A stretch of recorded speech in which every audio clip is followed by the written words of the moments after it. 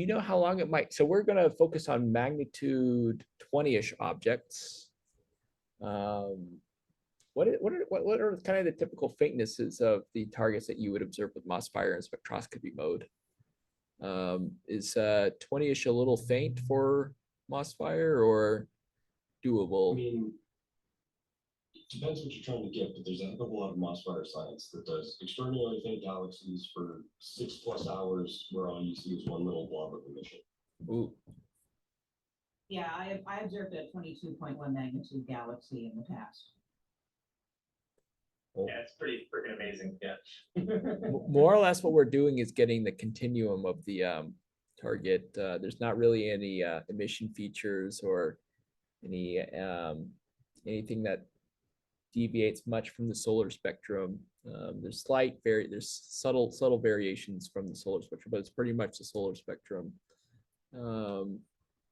Our objects are V of 22-ish, but translating that into Y and J and K band, it's about a magnitude and a half brighter.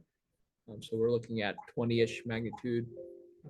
The faintest ones are 20-ish magnitude, but the brighter ones will be 19.5. So yeah, we'll have to kind of see. I'm quite curious to see what the data might be like.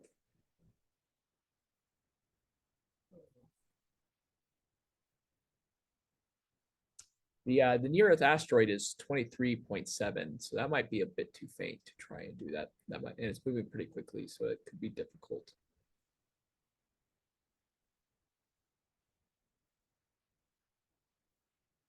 Okie dokie. So are we rotated to the? It looks like we're rotated there to the parallactic angle. It's got us recentered up, and I'm sending it to the split now. Okay. Hang on, actually, let me stop guiding. Go ahead and it's at the slit position, so go ahead and move it, do the move to send it to the top, and then I'll enable guiding. Okie dokie, I am going to run that move command. Here we go. And yeah, I'll show what's going on there. Oh, that looks really nice. That's a nice image right there. So I just ran that guide command. Let's see here, the moving command. Let's see if I can put this up here a little bit. There we go. And oh, that's for the dome lamp control. That's so we're on this one for the moves. Nope, that's the wrong one. It's this one. Okay. So we want to take a measurement of where the star is. So on the MOSFIRE desktop, let's go to like J-band imaging. Okay. Let's see. We want to, so we take, oh, okay, we go to J-band imaging. So I'm going to click J-band imaging right now. Yeah. And then let's dial up integration times 7, adds 3, and stare. And when it's done moving, just hit go. Okay. Yeah, Leo tested that out. We don't have to press apply. We were worried that it was a temperamental. So you said integration time 3? I'm sorry? Yeah, integration 7. Okay. Adds 3. Ah, got it, swap, sorry.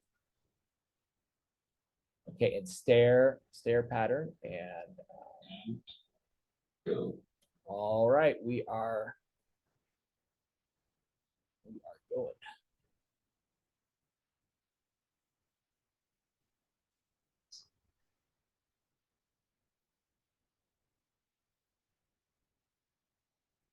Hey guys. Oh, hi Matthew, how's it going? Just finished getting the observing room and set everything up, so I will be joining the Shadow of the Scientist Zoom momentarily. Oh, fantastic! So you're at Cahill, right?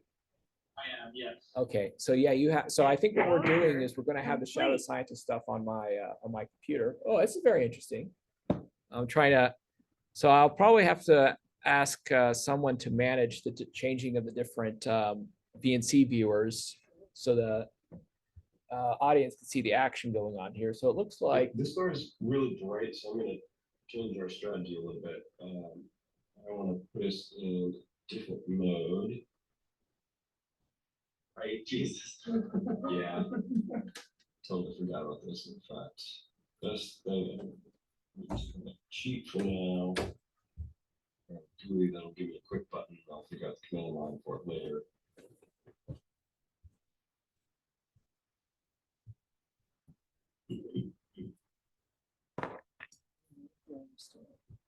Oh, we are on the HD star, so we rotated things to the parallax. But are we on 27.527? We are on that. 20. Oh, Yeah, we went to a different. so we didn't end up doing another one. No. Okay, yeah, we want to do this. Morning. Jamaica says hi. Oh, I didn't realize we were there. Hi, Jamaica. Oh, I'm getting a thing that says Bonnie Tillman entered the waiting room. Admit. Do you want me to click on admit, Jamaica, or? Oh no. I'll let her in. It's in about 4 minutes when we officially start. Thank you. You're all good. No stress. Oh yeah. Thank you so much. Yeah, we got so Jamaica gave us a very nice gift here. We don't know what it is yet. We haven't opened it up yet. Thank you, Jamaica. When there Oh, is you haven't opened it yet. Okay. Bryce was saying we should do an unboxing. Yeah, we you should do it. know? We should do an unboxing. Oh my gosh. Okay. Yes. We can take a look. We can measure the position of the star. We can read the X and Y coordinates out there. We can fill them. Hey, Jamaica, good to see you again. That. Hi, Matthew. Okay. So you all right? So I'm going to put that in the cent, right? Yeah. So that's 996/2007. Okay, you might want to double check. Okay, Make so sure you got those centered properly.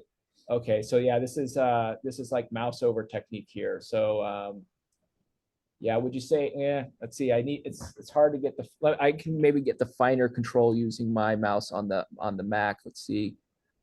Yeah, it's a little bit easier with the touch button thing. So yeah, that looks like about center-ish to me. So that'd be 996.5, 2007.65. Does this thing take floating point numbers? I believe it does, but you're dealing with pixels, so 1 decimal point at most. Okay, so let's see. So let me get this realigned. 996.5. And oops, I don't know. Okay, so I go here to which one of these is the okay, that's probably not something. Okay, so I'm just gonna have to remember it. So 996.5 and 2007.6. 996.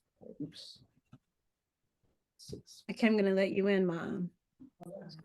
6. Then 796. Yeah, there you go. So that looks about right to me. So I'm gonna I'm gonna hit enter. I'm going to double check before I hit enter right here. That's kind of dual controls going here. Okay, here we go.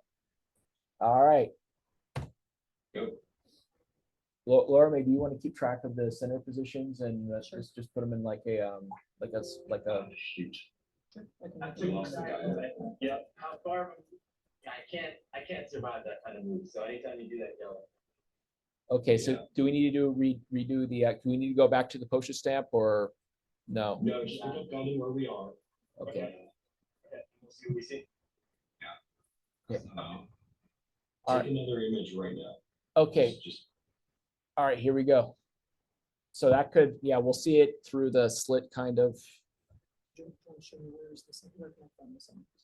So I'm going to read them out. So we're going to measure it using the Max little touch thing here on the BNCs. This is why it's helpful to have multiple BNCs here. Sorry, this is some really chaos here. So we're trying to contain the chaos.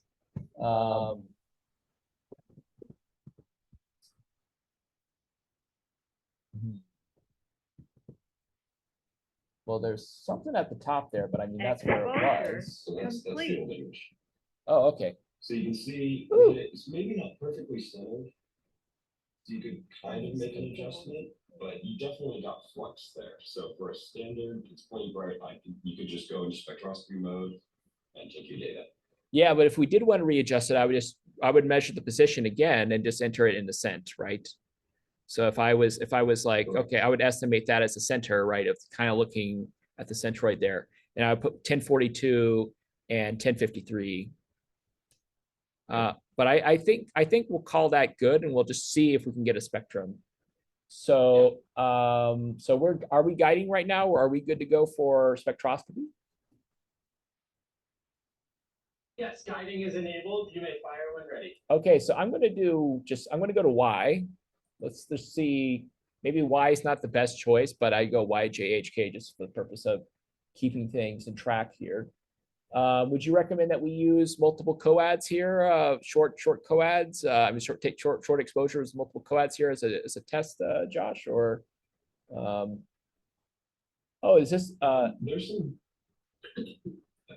excuse me, there's some guidelines on the webpage. Oh, yeah, I got them. If you scroll to the bottom of the recommended MOSFIRE exposure times. yes. I have them here. It depends on which band you're doing, but A0 calibrators, that'll give you some sense because it's about the right magnitude. But around 10 seconds. Okay, so maybe we'll just do one coad of 10 seconds then. Yeah, when you're doing spectroscopy, you don't want coads, you want one coad. Oh, okay, that's a good point.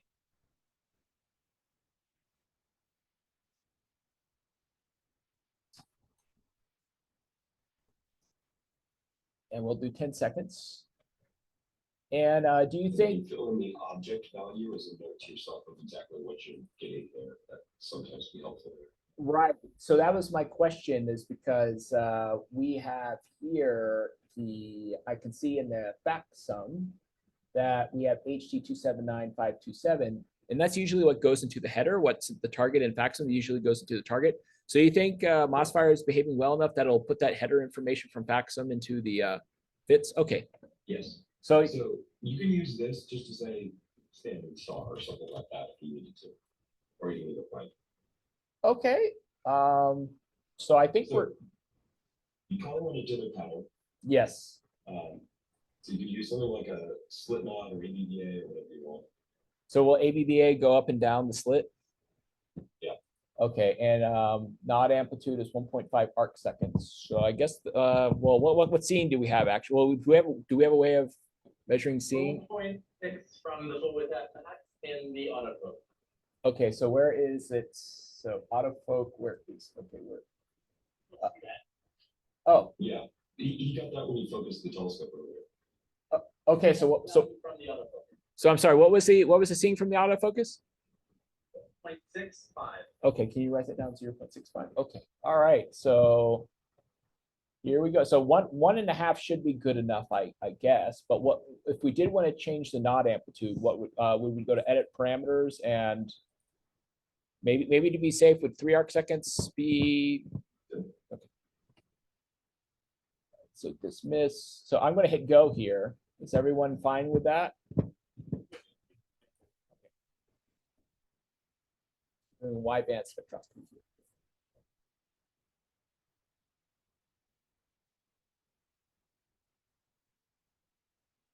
Oh, I forgot to check. We should see what the cloud cams look like. So going to a larger jitter might not be a bad idea. Exposure a complete. persistence trace. I see. So in fact, your next science target, you should go to a different dither size. So you're not putting the science on the persistence trace. I see. Exposure complete. Okay, well, they look pretty good. So tap over to your difference frame. The only trouble with ABBA is in the middle of the sequence, you get a B and a B, which means you don't get the subtraction nicely. There you go, you got spectrum. Exposure Yes. complete. Yeah, that's a Y band spectrum. Yeah, that's so we have now. Yeah, now we have the double. So yeah, we have to wait. So you would recommend for the next target changing the nod amplitude to not be on the. Exposure So what I recommend is, as soon as this is done, hit quick dark, because we don't want to add any more persistence. Well, we want to go through. We also want to get JH and K. I recommend you hit quick dark, and then let's check and make sure you're not saturated before we move on. Okay, quick dark it We is. haven't done that. Here we go. So yeah, so do a cut through that. So just draw a vertical. No, actually, go to the difference. Well, it doesn't matter which one. They're both good enough. Okay, so I can go to I think region. it's already set. You can just click and drag. Let's see, we have the projection, right? So, okay, all right, Just yeah. click and drag. You don't need to. And then I can like kind of, Drag that and find the brightest part of the spectrum. So yeah, you got 10,000, so that's good, you're not saturated, oh, okay, so it's almost perfect. wow. Okay, this is interesting. All right, well, that is a spectrum.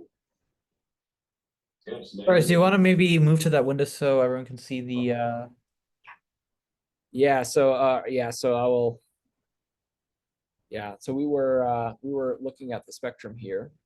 We're doing this trace to make sure it wasn't saturated. So okay, so I'm going to go to J spectroscopy mode. Is that all right? Here we go. Yeah, it's hard for me to manage the views of the different VNCs and observe at the same time. So bear with me here. Because we have the instrument controls here. This is the CSU, which we're not doing anything with right now, but this is the actual output of the data. And then we have kind of the telescope controls and guide camera there. So right now we're changing the J. So it looks like we've changed the J. And we're going to just do another 10-second exposure, ABBA pattern. Should we change the knot amplitude between filters? I think this is high enough signal that you don't need to worry about it, so I would just go for it. Okay. What you don't want is a faint target on top of persistence from a bright target. Right, That's when the signal to noise is bad. right. Okay, so I will start the J band right now.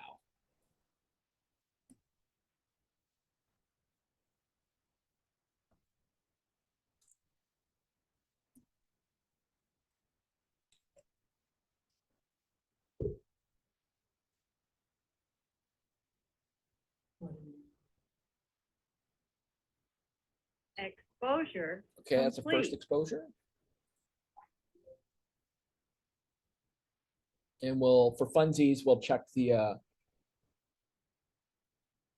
make sure it didn't saturate.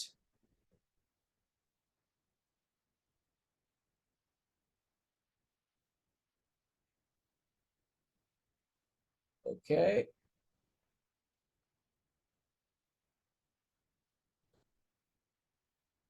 All right, it's doing the B right now, so maybe we'll just wait for it. We'll wait for it. Exposure complete. You just put ABBA there. Yeah, that's yeah. We're doing ABBAs. Yeah, the band. what's that sort of a perpendicular ray going through right there? Complete. 1 second, Matthew. I'm gonna check right now to make sure we're not saturated. I mean, I bet we're not, but just to be safe here. No, we're not. So yeah, this is oops. Oh yeah, it's doing something different now. Let's see. Sorry. I don't want it to. Okay, yeah, 20,000-ish. What was the nonlinearity?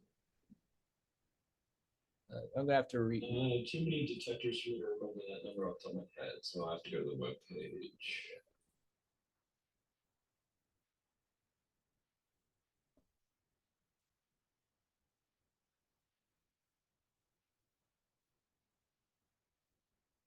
I think your linearity is good up to 26,000. Okay. So let's see. Now we are subtracting, right? So in the raw images, we actually the background's really low. I mean, these are short exposures. Yes. So yeah, it doesn't really matter. Well, actually, it looks like we're in the middle. We're about 26,000 actually. Yeah, So so that might even be hitting like 28 at some points along yeah, the maybe, spectrum. maybe we should lower it a little bit. This is which band? This is J. Okay. So is that all right, Josh, if we lower the integration time to maybe 5 seconds?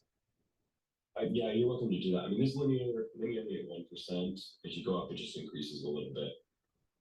If you want to take new data, shorter exposure, that's fine. Okay, yeah, just to be safe, maybe I'll do 6 seconds.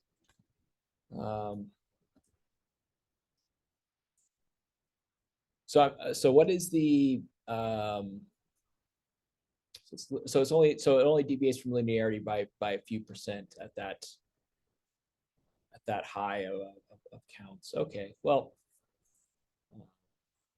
Exposure. yeah, I guess to be complete. safe, we'll stay safely under 26,000. Let's see, we'll just let it finish its thing here, do the full ABBA.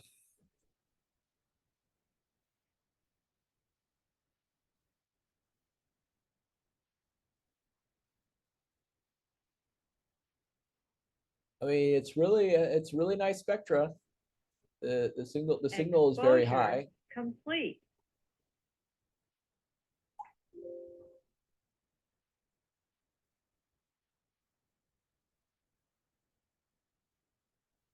Okay, so now we will check. Exposure complete. Sorry there. Okay, so that's the difference. So now we'll do the individual just to make sure. Yeah, my drawing here, my kindergarten drawing skills, MS Paint skills aren't very good, but can't draw a straight It's line. looking great. Yeah, it's comfortably under 20,000, so I think we're fine. So oh yeah, sorry, I should have gone a quick dark there. Sorry about that. I'm going to change to H.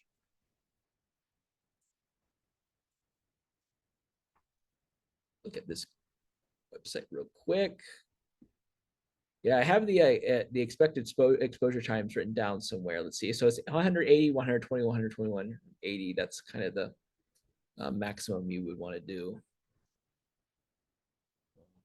There we go. We are moving to H band. I'm gonna show the audience that. Yeah, okay, now we're locked into H, so I'm gonna start the exposure. Well, hold on. Your exposure time for H is what? 6. If you look at the table on the webpage, it recommends 2 Oh, for bright stars. okay. Thanks for day 0. Okay.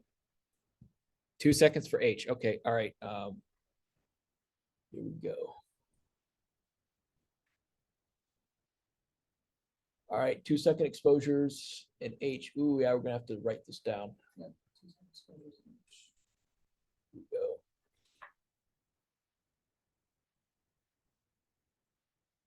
Yeah, there we go. It's right there. Wow. 2 seconds. Wow. Okay. Exposure complete. And is this where we might want to do coads or no? We don't typically, unless you think you need Exposure noise. complete. And you're getting your additional signal from the ABBA basically. Exposure complete. Okay. Yeah.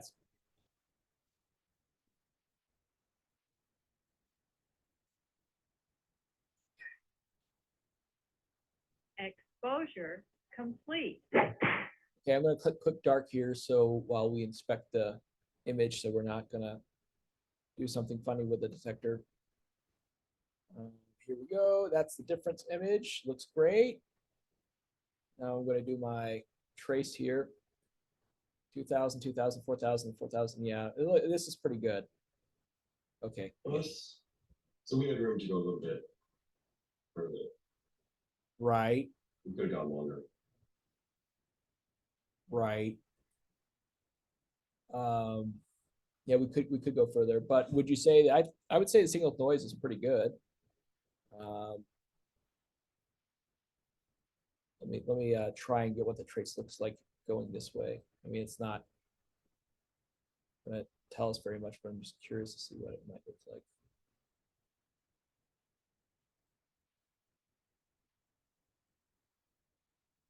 Ah, So that's going to be really, really hard to align. I can help you with some tricks here if you want.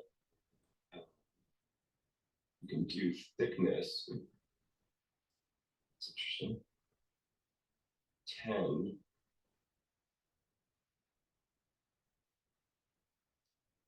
DS9 may have crashed. Uh-oh. Yeah, okay, hang on. There's a way you can get it to essentially integrate a set of pixels for you. So, okay, well, we'll have to wait for next ones to come up with auto display. So you can take another set or move on to your last band. Okay, yeah, I think we can go. Why don't we take we'll take another set. So I'm going to go to H, but we'll integrate a little bit longer this time, maybe 4 seconds instead of 2 seconds. So I'm going to go to H, and while that's going, I'm going to enter 4 here. Yeah, sorry about that, everyone. We're jumping between windows here. So you want to do 4 seconds on each? Yeah, we're going to do 4 seconds on H. Not 2. Not 2, yes. So we are settled. All right, so we are good to go. I'm going to click go for 4-second integrations here. Now I'm going to go to the window that shows the data. Exposure complete. All right, you got the data showing up here. Yeah, I guess that's why you have to do the lower exposure time, because there's more caloric features here. Exposure complete. Yeah, look at that. It's so beautiful. Yeah, I know. That's what all those lines are. Yeah, Exposure Matthew, you were complete. asking, those are caloric features. Ah, so the atmosphere gets into those, so that part of the detector isn't blocked off. I see. Yeah, it's interesting when you're doing the arcs, it does something similar. So I think what you have to do is you Exposure have to do your complete. wavelength solution as a function of y, Yeah. which is interesting. So there we go. All right, so I'm going to, so this is the subtracted one, but I'm going to look at the regular one. We're going to see my horrible kindergarten skills here. Drawing lines, straight lines here. Can y'all see the trace? Yeah, it looks comfortably under 10,000. So I think this is a good, I think 4 seconds for H. Now, this is something I know, but this is something I shouldn't. I think it's like mostly like L band. You really have to watch humidity, like the water, the amount of water vapor in the atmosphere. Yeah, H is covering some of those features. Okay, all right. All right, so this looks pretty good. I think we will, sorry, I forgot to click on quick dark. I'll click on quick dark. Yeah, so only go to quick dark if you're going to do something for a while. If you're going to go straight to your next observing mode, just go straight there. Okay. So you could have gone straight to K. All right, okay. All right, so once this finishes, I'll go to K. And the recommended exposure time for K is 10 seconds. So we'll start out with that first, and then we'll do a similar thing. We'll check the trace for saturation, and then we'll adjust exposure times if need be.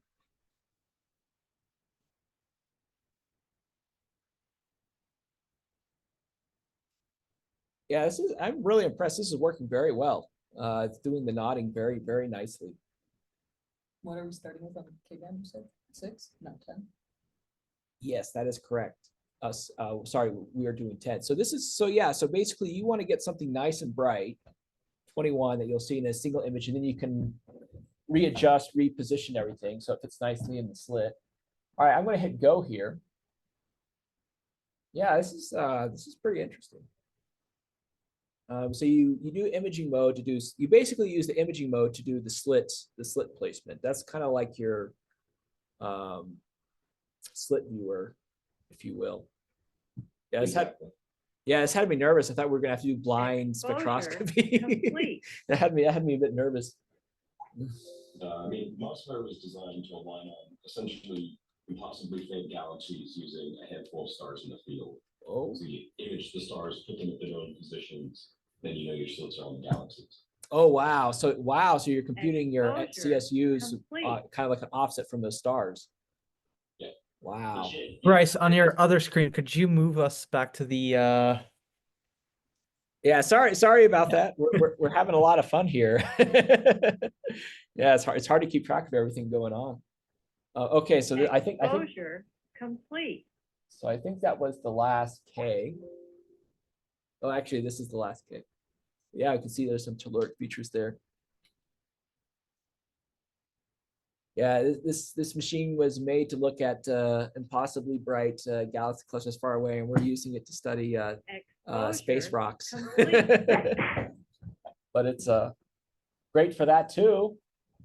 Here we go. That's the difference image. Hey, small things really close or giant things really far away. Same, right? There, yeah, exactly. So I can see there's kind of a little thing right here. Is this the persistence band thing? This kind of strike, or is that some other? That's it. Okay. Nope, that's exactly it. Okay, so that's what we want to watch out for. Okay, so let's do the. I'm going to do quick dark mode here, so I don't want to.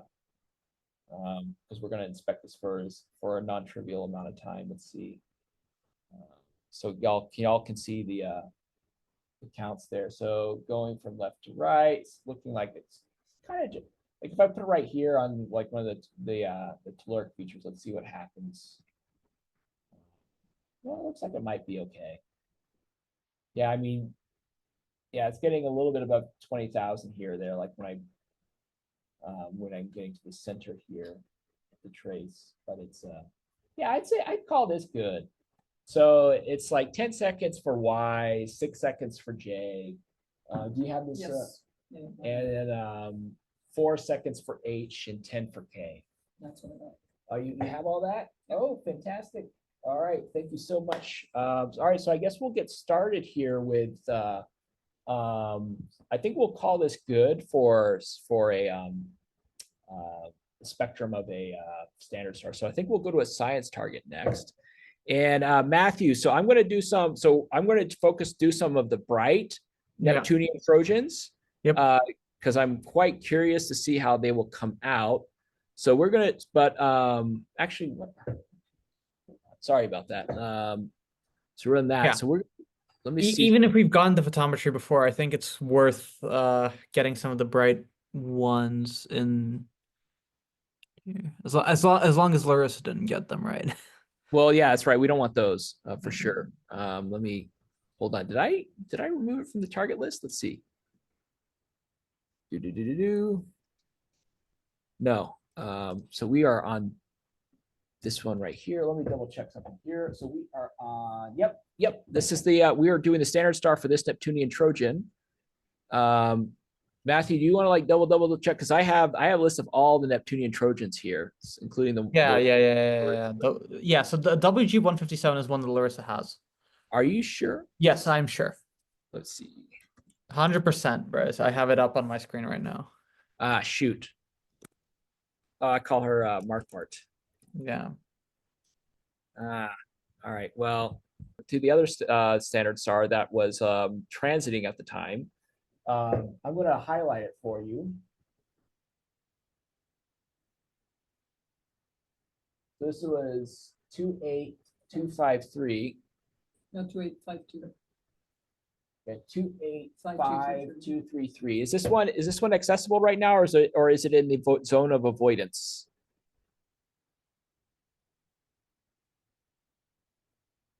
Matt, hello? Oh, No, sorry. Tell telescope.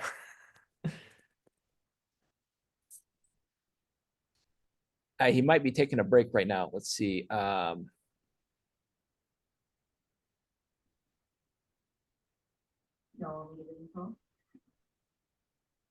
Give him a second there. See, what's the question you're asking about this one?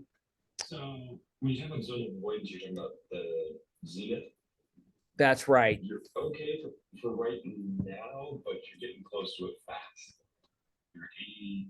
Wait, were you 81 degrees and dropping? You're 81. Yeah, you're dropping, so you can hit this one, and it's coming out of the bad zone. Right? Yeah. Okay. So I'll highlight this one. We'll call that a practice. We'll call that a practice run, but we should not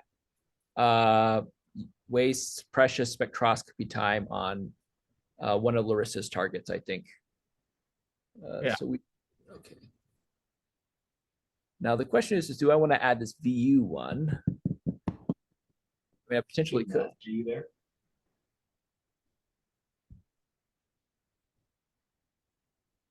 How faint is it? It's like 22 something. It's a good one. Yeah, we should do it. Yeah, this is I feel like a kid in a candy shop right now because of because now we've cracked how to do this. Any reason we haven't done this specific target before? Oh no, we have. So we've done photometry of it, but we have Okay. with this we're in spectroscopy mode now. So Yeah. Okay, yeah. I think we should do it even if we have the photometry of it. Just yes, I agree. VU 207. Yeah, y'all are really seeing the belly of the beast, so to speak, of the all the scripts and things we run to generate target lists and such. We're loving it. Yeah, it's pretty it's pretty weird, isn't it? So I'm gonna take this one out of the target list. Yeah, sorry, that was my bad. We're gonna put this one instead, this VU object. So this will be. I was reprocessing them today, so I have it very fresh in my memory that which one is which. Yeah, can you actually reload the target list? We're going to upload a new target. This will. You're gonna lose all your standards though. Oh, okay. Is it? I'm really sorry to ask, but is that all right? Because it's important that we get this extra. We can look them back up and add them again. It's no big deal. Okay, yeah, I'm really sorry to do that to you, but I'm loading it up now, and it's going to be loq_3.txt. .000. I think it had to make a new version of it. So it's one that has .txt.000. Oh wow! So y'all can see that .txt.000. TTD readout complete.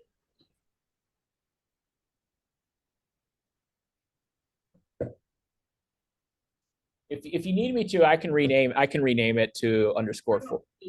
Just take a second for my script to run. Okay.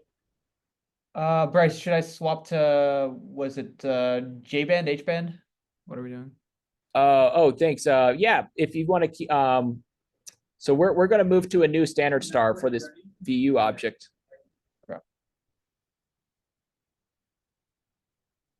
There's star lists in there, guys. You can map when you're ready. Okay, all right. So I'm going to map to this one, and we are going to go to a standard star for this VU object. It's still in there. I think it's still the old one. So let me. I loaded the standards disappeared. Okay, 1 second. Let me rename it just so that we're not confused on things. So I'm going to rename this, copy this into a different. Sorry, guys.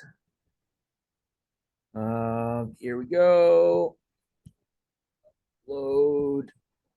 Check, choose file. Load Q4. Upload now. Okay, so I uploaded the new target list that has the VU object in it, and it should be _4. Wait 1 second, I gotta do my search. All right, sorry about that. No, it's okay. And while that's going, I'm going to find a standard star for VU 207, and we'll go to that one. Bryce, we're not collecting photons right now. I know. HD I know. 279? Okay. Yeah. So I know. So we're 324 minus 19. All right. So we're going to go to this one right here. Yeah, it's a little bit off, but it's about the right type of declination. So Matthew, are you ready for the name of the Henry Draper star? That's what we get the _4 in here. So I'm actually going to check the air mass curve of this one right here. Okay, 4 is in, and yeah, give me the HD number. So it's HD 17134. 17134. That's correct. Okay, on our way. Okay. Thank you so And much. How long on this one? Like 5-10 minutes, so I can look on the last one. Yeah, just very short. So we are in dark. Yeah, we are in quick dark mode. Yeah. Thanks to whoever changed it to quick dark mode. Because did we change? Yeah. I saw that. I knew. Thank you. Okay, minus, what's the parallactic is 33. Yeah, the temperatures are set, your temperature range is not normal.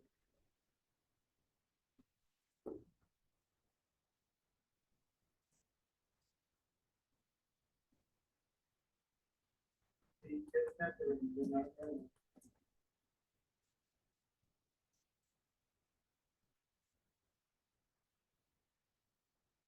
Yeah, it's fine. The temperature range is not normal.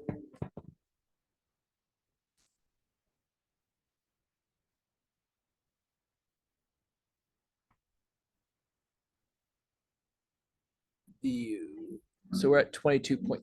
So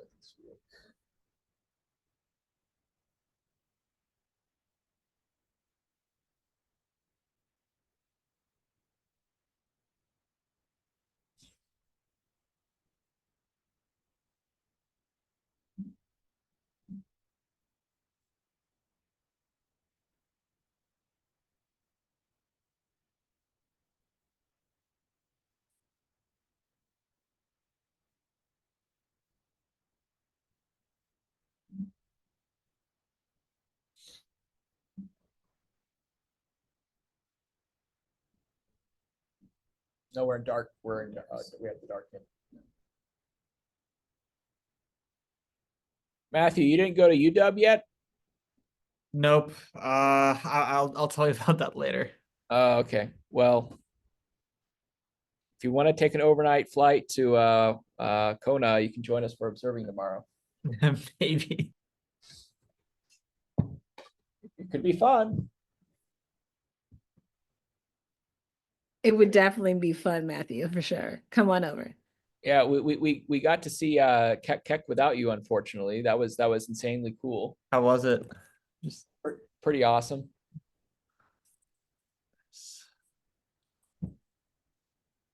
we're moving to HD 17134. That's correct. I think we hit a cable wrap or something. Yeah, we're unwrapping to the south. Hello, I met Keck.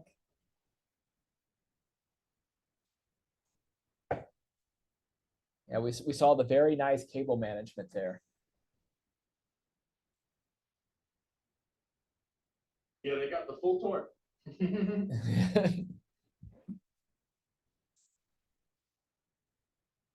Least I can do for you guys, making sure without that help, honestly, we wouldn't have gone on Sky on time. Oh, well, I'm glad we helped. I mean, we were just being good Samaritans, so. Oh yeah, we would have had to wait for the Rangers to like come rescue us, essentially. Oh my goodness. Yeah, yeah. I'm sure someone would have driven up.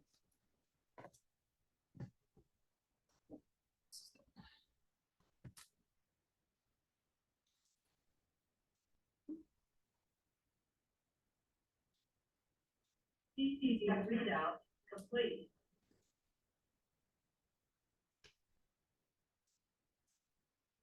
Oh yeah, I'll show the telescope control. Yeah, so we're looking at we're slewing the telescope. And this is a ginormous telescope, like it's literally the size of a cathedral or something. Yeah. I don't know how to describe it, but we were on like the ground floor level looking up at it, and it was like, I don't know, looking at the Statue of Liberty or something. it was monumental. It's always impressive, for sure. I was very, very impressed. We were both very, very impressed. I was very kindly shown the telescope earlier this year, but last year, but seeing it again rejogged in my mind just What a modern marvel these things are. Has anyone watched that show when it was the Discovery Channel or History Channel actually showed educational content? It was called Modern Marvels or Engineering Marvels or something. Yep, I love that show. Yeah, Yeah, me too. yeah, they should have one about the Keck telescope. Yeah, they should. Did they? No, I mean, but yeah. Oh. So I have a burger in my mouth. Hey, you gotta stay fed up there at 14,000 feet. So Yep. A burger and my cheese puffs. yeah, cheese puffs are a good observing go-to. You guys had some great snacks up there. Yeah, We appreciate it. Thank you for sharing. thanks for sharing. Of course, yeah. Like I said, it's the least we can do. Including the really good San Francisco pretzels. The sourdough pretzel, yeah.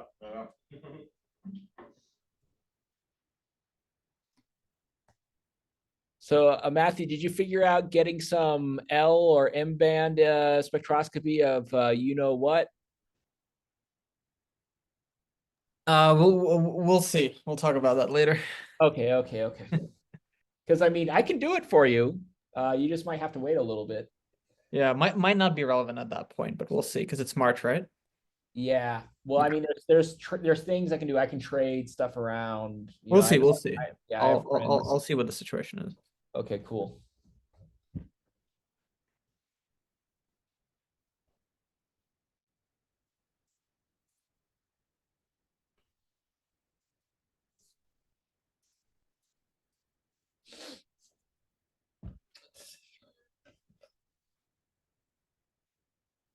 All right, we're arriving. Oh, there it goes.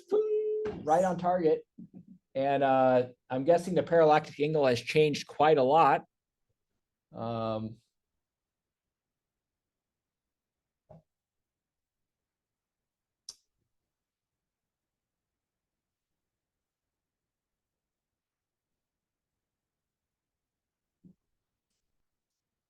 It's the one, probably the brighter one, see? Yes. Yeah, it is. So- At the DSS, yeah. So this does have a good rating. So it's a non-blended it's a non-blended star. It's not blended with a background object or anything or a binary. But we can still check. Let's see here. Let's go look at the Aladdin. Open up the ND filters here. Oh, okay, well. Go ahead and the move to get it up to the position. Sure thing. Oh, What is this target? this target is this target is 6.96. Okay. Again, I'm gonna go. Sorry, all the chaos. I've got to get that command, but I'll do pre-config filter Okay. on this GUI, and that'll set the right narrowband filter so you don't overly saturate region. Very good. Are we in? Wait, no, we're done. No. So we need to run that command to put the thing in the little postage stamp. Trying to find that here. CCD readout complete. So I'm going to configure the exposure control to stare mode. And integration Yeah, time, that's good. 2 seconds.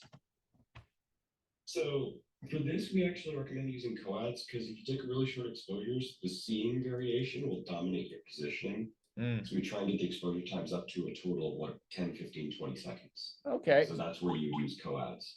So we say coad 6.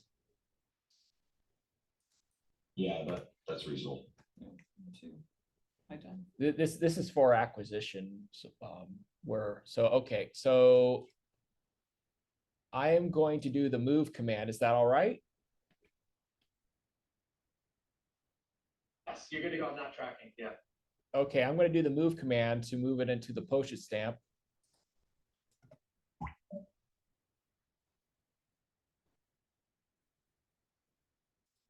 Okay. Okay, so Is this where we stay? Or do we go back? Oh, so we're gonna measure the position, and then we're gonna run that sense command to put it back into the slit. I understand the position. So you're tracking right now. Let me know before you send it back, okay? Okay, I'm gonna take an image right now.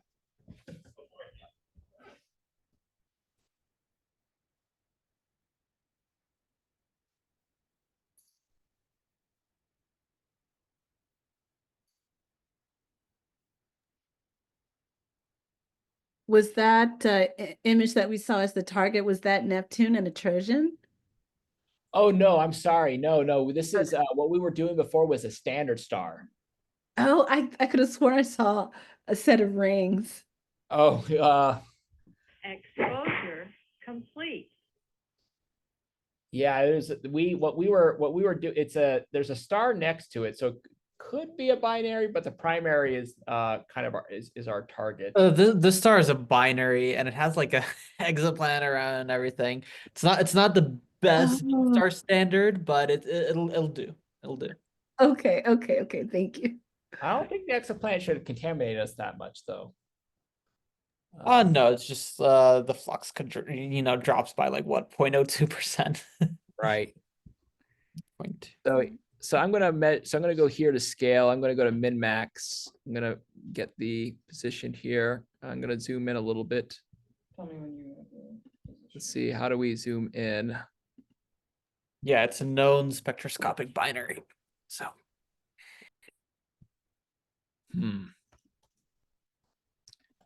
Well, yeah, we'll give it a try, and maybe we can use one of the other standards. If it's a disaster, we'll have to figure out error mass correction, but it's better to take one close to it. Okay, so this is can you write this down? No, it's 2006 point. It's basically the same thing, 996.5, 2006.5, 2006. 2006.5. So I'm going to do the sense. So Matt, are you ready? We're going to put it back into the slit. Matt, you muted yourself. Sorry, guiding disabled. Go for it. All right, here we go. Okay, I'm going to take another test image. Guiding reestablished. Thank you. So this one's quite a bit brighter than the other standard star we took, so we might have to go quite a bit shorter on the exposures. I mean, it's a magnitude and a half brighter, so it sounds like we might have to use minimum exposure time here. For H, it might not matter so much because you have those. Complete. Let's see. So there it is. I mean, it's kind of hard to tell because we are, hold on, let me see. See scale. Yeah, it's hard for me to see the slit now. But the fact that we can see this, yeah, okay, so that's kind of it right there. Like you can kind of see the outline of the slit. Josh, would you agree that's pretty well aligned on the slit? Okay. Yeah. All right. So now we're going to do spectroscopy. So I'm going to go to wideband right now. We're going to try 5 seconds. Maybe just one exposure at stare just as a test. And then if it works out, we'll do an ABBA.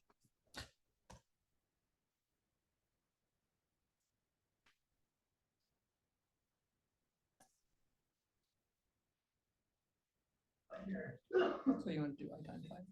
Yeah, on this one we'll do sorry, we do one coad and we do an I of 5.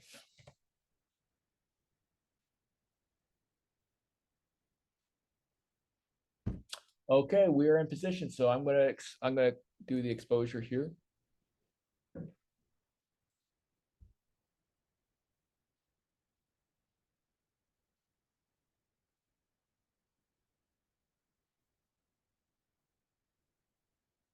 Exposure All right, complete. got our first.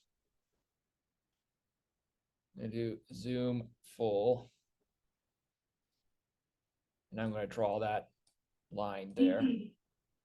Complete. Here we go. I'm going to do dark, quick dark right here, just to be safe. And okay, well, this part is fine. Oh, we get way above. Ooh, okay, all right. This might be too bright for us. Yeah, if I half it, it'll go to 15,000, but that makes me worried for the other bands. Just give it. Just try the min-eye time and see what it does. I mean, the worst case scenario, 1% nonlinearity isn't that bad. I agree. So you said 2 is the shortest eye time? There's a button called min-eye time that'll Oh, put it as low as it'll go. oh, thank you. All right, so we're going to go to Y. So 2, Yes. is this relevant to groups? Yes, not. Yeah, I'll have to. Figure it out there. I think groups is always 2 for this. So thank you. That's a good attention to detail. Okay, so we are in Y, so we will click go here. So we'll do the data. And this? Is that relevant here? So yes, so CDS, Yes, we're in reads- CDS mode, reads 1. One. Yes. Exposure complete. What's the seeing, by the way? Oh, it's like 0.6 something. Okay. Matt, what was the seeing that reading Exposure that you had at the start? complete. Was it 0.6? 0.65. 0.65? Okay, yeah. Exposure complete.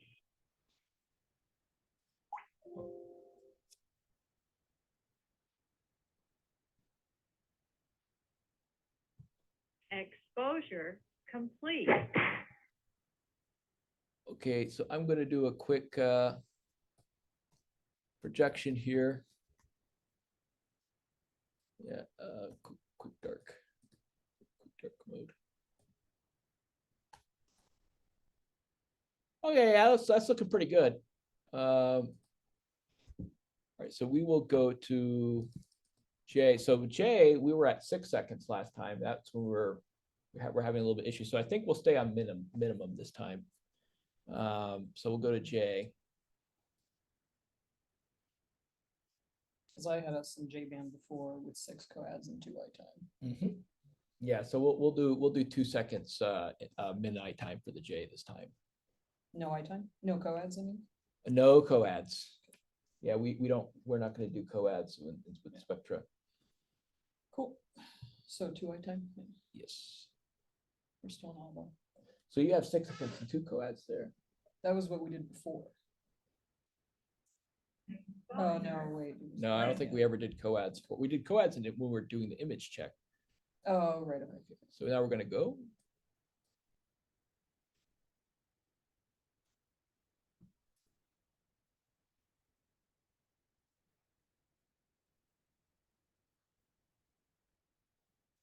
Exposure complete.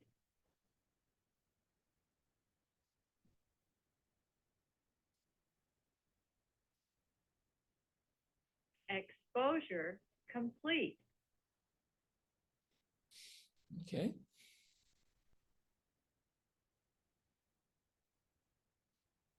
Exposure complete. So in the interest of efficiency here, I'm going to do the trace check while we're changing to H band.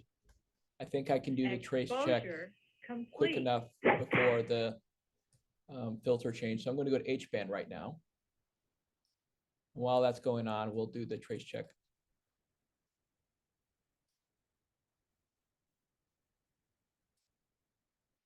Bryce, I think you pressed the imaging H button, not the spectroscopy H button. Ah, darn. Okay. Oh. But it looks good. The grading's moving. Yeah, because that's Yeah. Yep. Yeah, my bad. So used to imaging that muscle memory has me clicking on that.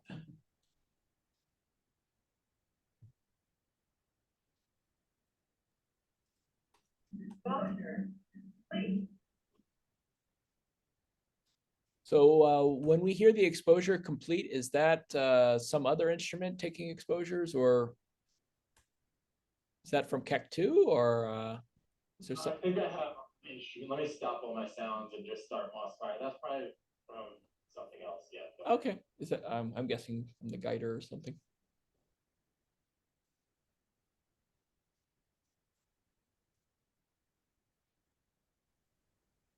And Matt, if you have KPF up, that might have been Yeah. mine to do some tests in the background. Ah, Stop playing okay. with KPF, and I still have KPF sounds.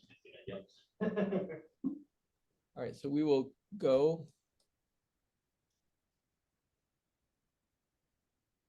And I will do the trace check on the fly while we switch to K.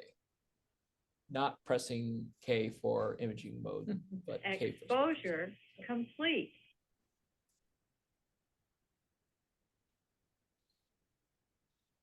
Ooh, Matthew is doing some Exposure complete. ninja mode stuff right now. Yeah, it looks pretty good. Exposure complete. Yep. That looks pretty good. Okay. So I think we'll go to K after this, Exposure complete. and we will keep it at 2 seconds. That seems to be working for us. We're in K now? Target list has still not been updated because I see WG157 in there. Yeah, I think I need to press the map. Yeah, you need to press the map button. Here we go.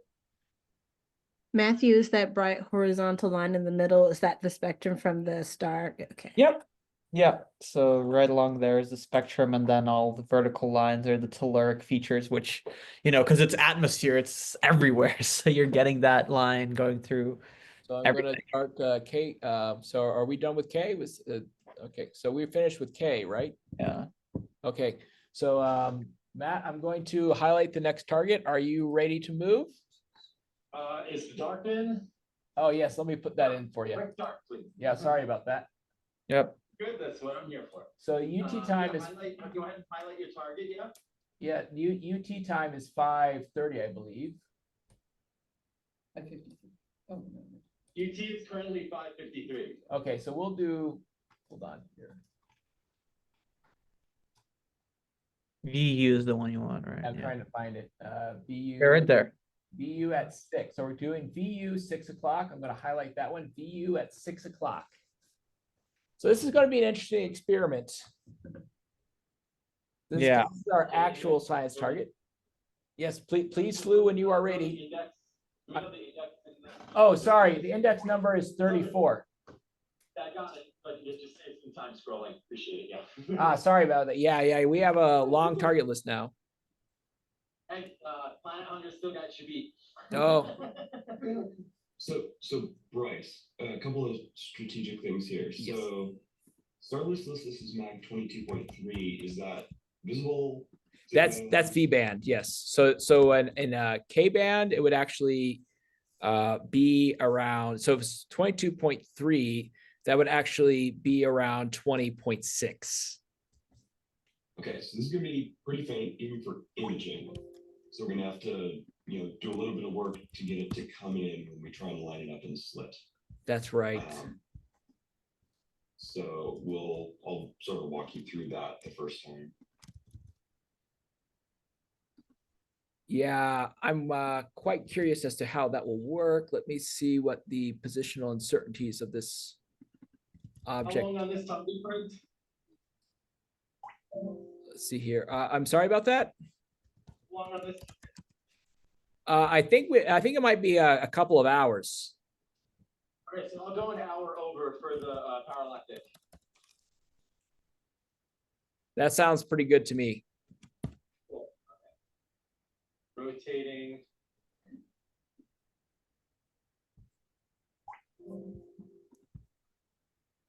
So Bryce, while he's rotating, the other thing we could do that might be worth trying is, you see how your bright targets are right in the center of the detector. Yes. We could try and set it up so that when we move back, we move your targets to some upper part of the slit. That would mean we could stay guiding all throughout the whole alignment process, which would increase precision a little bit. We just have to do the manual coordinates instead of using the ascent. Okay. So what I'll do, let me get that. Let's do frame, new frame. Very first image I took today was an image of the slit.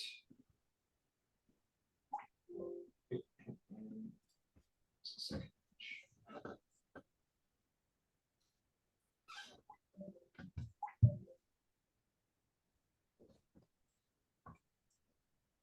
But we'll figure it out when we get there.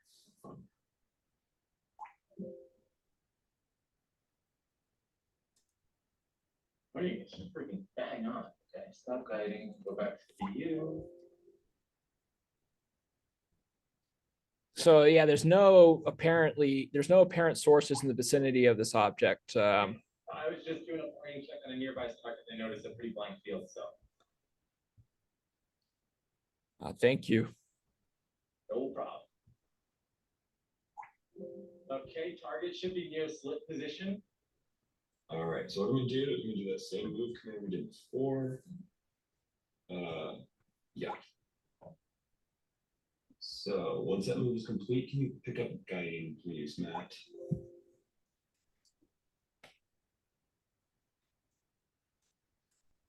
Guiding is established. Thank you. So what I'm gonna do is we're gonna go. We'll start with. Let's start with about a 35 second observation.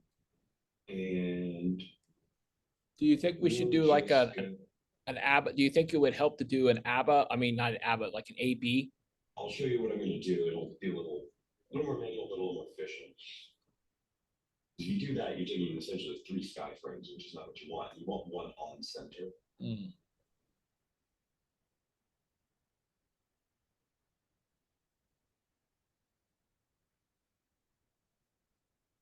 Okay, so we can go here.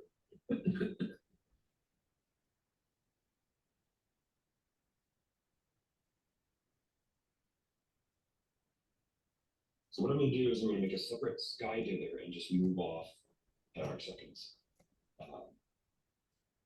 And I'm going to use this MXY command, which is going to move in arc seconds. I'm going to move the telescope along the X pixels 10 arc seconds just to get the thing off, and then 0 and Y. I'll first get this first image in, make sure it looks okay.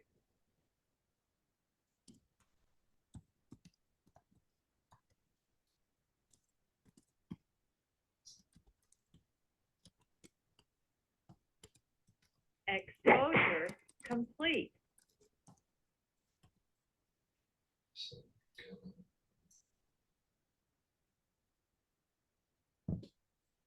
okay, so as expected, for something this fake, looks like blank sky.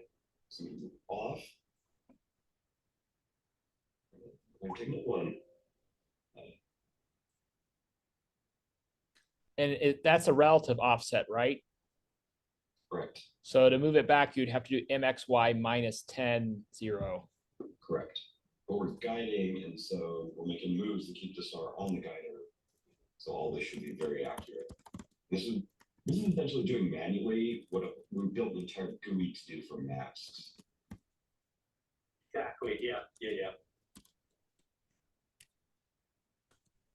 Actually, what I should have done was do the sky first, because then our A minus B will put positive star, positive target, and negative sky, but whatever.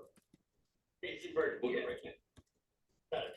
Yeah, We'll learn. it's pretty exciting. Exposure complete. So I've got another image, but hopefully if I go to the difference,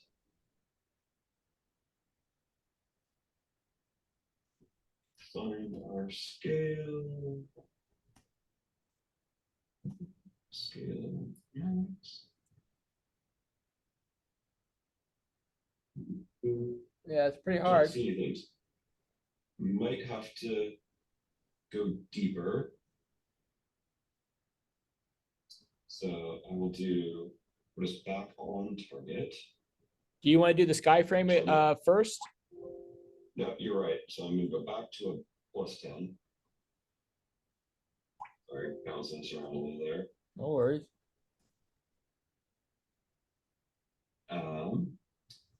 And let's see, what was our sky level here? Yeah, so you can see our sky background is about 5,000, so that's reasonable. So I don't know, we can go 3 times as deep and get 15 coads, and I'll start making notes. Sky, go.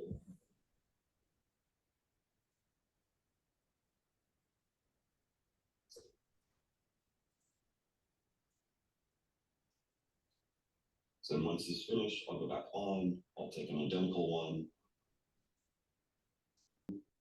It's complicated. We do this process on a nearby star and then offset the known amount. But since your targets are moving, that offset's going to be changing the time. So that gets tricky. These objects are moving relatively slowly. We're talking like 3 arc-seconds per hour. So that could, yeah, probably still fast enough that could not use it. We'd have to use an offset changing with time. Yeah, you just have to know how big the offset is at the time you're doing it, which is annoying. Yes.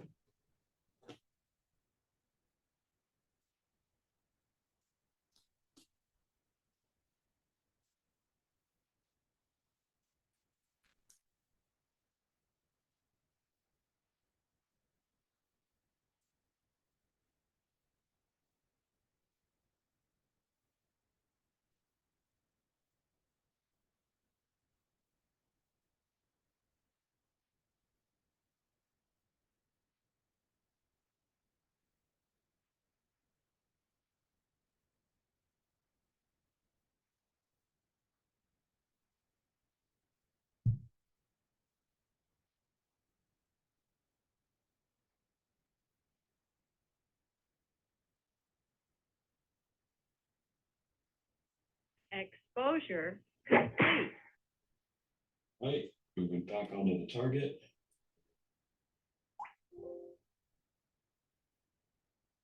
Go.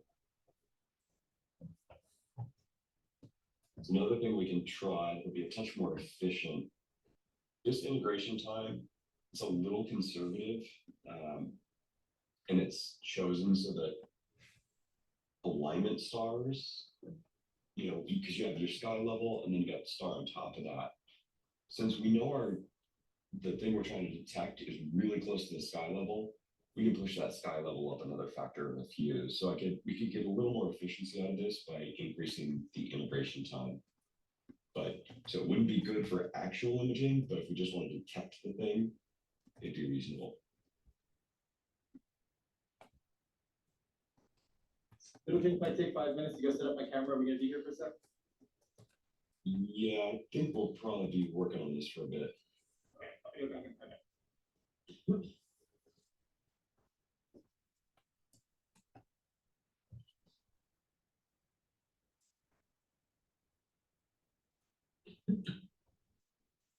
So you think acquiring J is the best throughput for this instrument? We could try other bands. Where do you think this target would be brightest? Well, these are pretty red objects, so I would say K would be the brightest. Yeah. Yeah, unless these objects are blue, which they are not, K would definitely be the brightest in terms of spectrum. Do you think it's a big factor? Because K, we have brighter sky background. Right. Yeah, That's why it's gonna be brightest in Y usually, right? Or Y or J. Because the relative sky background is just so much worse. So I would try going for Y first. Yeah, I kind of like that logic.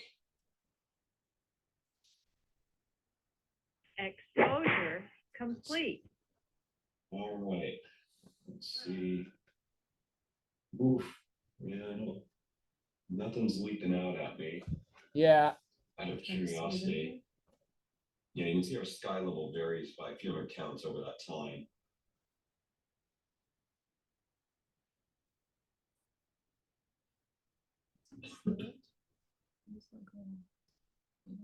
yeah. There's like little, very very tiny subtle things, but yeah, it's really hard to say. Yeah. Yeah, it's going to be very subtle.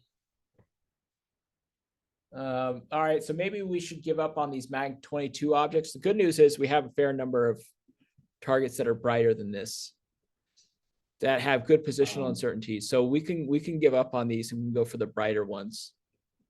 Why don't we try the Y band and just see what we get, since we're here. Sure. All right, and then the nice thing about Y band is that you can go to much longer integration time, Yeah. especially if you're a little bit aggressive.